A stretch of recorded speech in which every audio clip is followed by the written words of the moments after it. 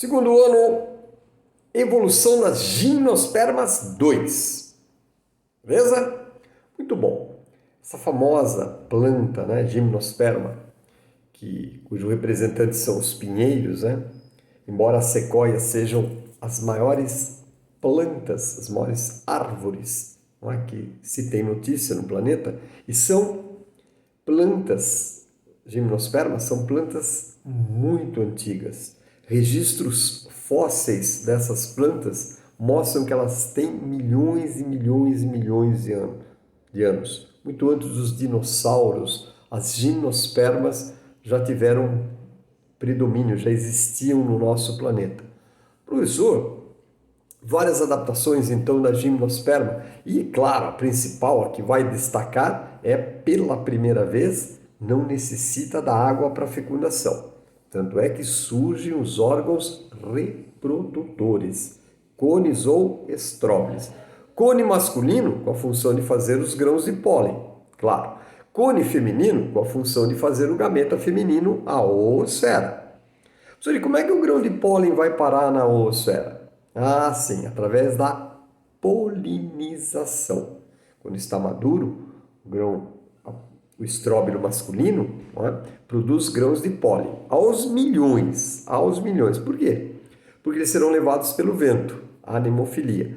E como o vento é incerto, né, nós não sabemos exatamente para onde ele vai soprar, se é em direção a alguma outra planta feminina da mesma espécie ou não, ele produz milhões de milhões de milhões de grãos de pólen e são transportados pelo vento. Se chegar no cone feminino, não é?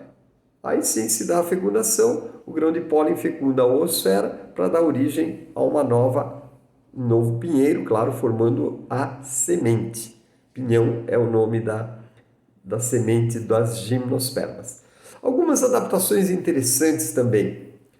As folhas apresentam estômatos, aberturas reguláveis para favorecer a respiração, que a planta respira e faz fotossíntese, precisa trocar gases. Estômato é uma abertura regulável que permite essa troca de gases e impede o excesso de transpiração.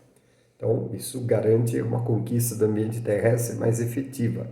Presença de estômatos, aberturas reguláveis na folha que favorecem esse processo de permite a entrada de gases, permite a respiração e permite a fotossíntese e evita o excesso da perda de água por transpiração. Uma proteção chamada cutícula na epiderme das folhas, que impermeabiliza, impedindo assim também o excesso de transpiração, é mais um avanço interessante.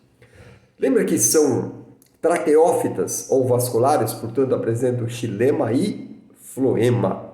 E é bem nítida, né, nessas plantas, no caule principalmente, a disposição do xilema e do floema. Tanto é que se você cortar discos do caule, você consegue identificar os anéis de xilema e os anéis de floema.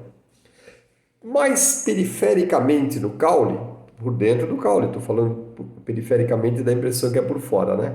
Por dentro do caule, mas próximo à região periférica do caule, viajam os vasos do floema, que transporta a seiva elaborada. Mais internamente, a gente chama de cerne do caule, a região central, mais internamente no caule, viajam os vasos do xilema, que é o transporte da seiva bruta, seiva inorgânica. Vasos do xilema, também chamados de vasos lenhosos, por isso a ideia de lenha, né? Plantas que são lenhosas, é porque tem muito lenho, muito vaso do xilema, né? Professor, então essas adaptações aí, essas proteções na folha, essa cutícula, os estômatos, essas aberturas reguláveis, essa disposição do xilema e do floema no caule, mais perifericamente, mais envolvendo a parte de fora do caule, de fora que eu digo próximo do lado de fora, né? Mas por dentro, não é? Floema, mais por dentro, xilema. Presença de casca, uma casca envolvendo principalmente o caule e as raízes mais velhas. Essa casca dá proteção para o vegetal, impede perda de água, funciona como um sistema impermeabilizador. Essa casca, o nome correto é suber, chama de casca, mas o nome correto é suber. Esse suber, essa casca, é algo muito importante, é algo que vem acrescentar, né, capacidades de conquista definitiva do ambiente terrestre por essas plantas tão importantes, né, que são as gimnospermas. Mas é claro, a grande característica, ou uma das grandes características, é que pela primeira vez elas ficaram independentes da água para reprodução. Tanto é que surgem os órgãos reprodutores. Isso a gente chama de pinha. Pois é, os órgãos reprodutores que a gente chama de pinha são os estróbilos masculino e o estróbilo feminino. Ou cone masculino, cone feminino. Ou se você preferir, pinha masculina, pinha feminina. Professor, o que o pinha masculina vai produzir? Vai produzir os grãos de pólen. E a pinha feminina, professor, vai produzir o gameta feminino, a oosfera. E como é que o grão de pólen vai? Ah, ele é transportado pelo vento. Anemofilia. Professor, às vezes de uma árvore, né, de um pinheiro, para outra árvore longe, centenas de metros. Pois é o vento que tem que carregar.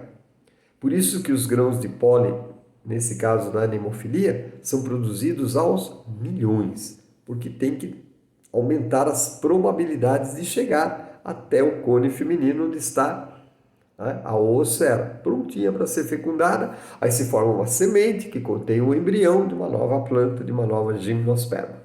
Beleza? Muito bom.